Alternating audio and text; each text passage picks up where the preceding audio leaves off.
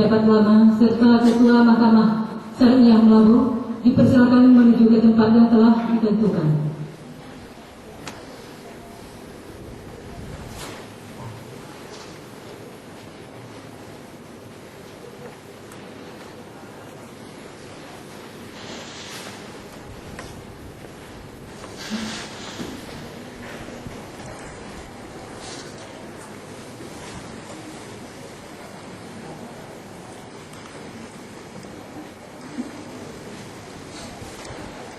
Kepada pejabat baru dan pejabat lama serta Ketua Mahkamah Syariah Melabuh dipersilakan menuju ke tempat yang telah ditentukan.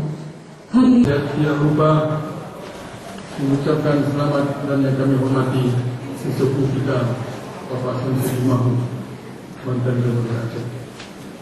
Kepada Allah Subhanahu Wa Taala atas izin dan perkenannya kita semua dalam kondisi sehat walafiat sehingga dapat hadir ke tempat ini mengikuti acara rapat paripurna istimewa di DPR Kabupaten Aceh Barat dengan agenda pengambilan sumpah dan pelantikan Saudara Teguh Aidil Shah dan Rahmat Fitri Adik sebagai Bupati dan Wakil Bupati Aceh Barat periode 2012 sampai 2019.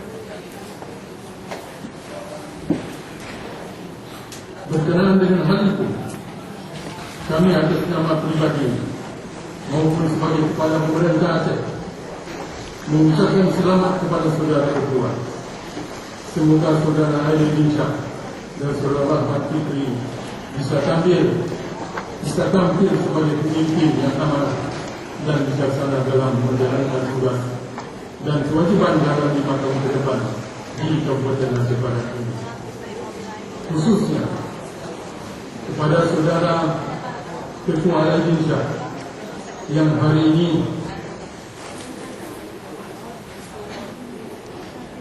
berulang tahun ke-48.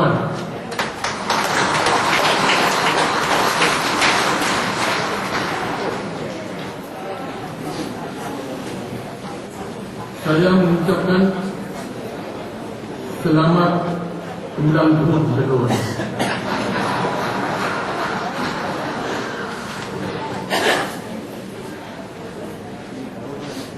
Kamu berdua drone berbuah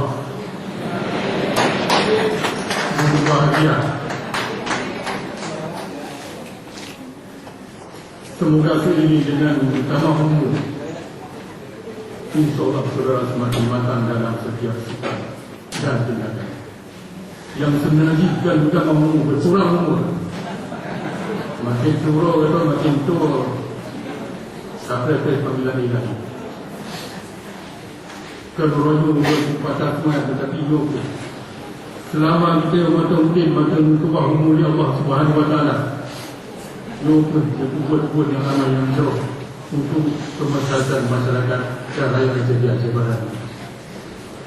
Hadirin yang saya hormati, pelantikan hari ini merupakan pelantikan yang terbuka dari sejumlah kabupaten atau kabupaten kota yang telah melaksanakan pilkada.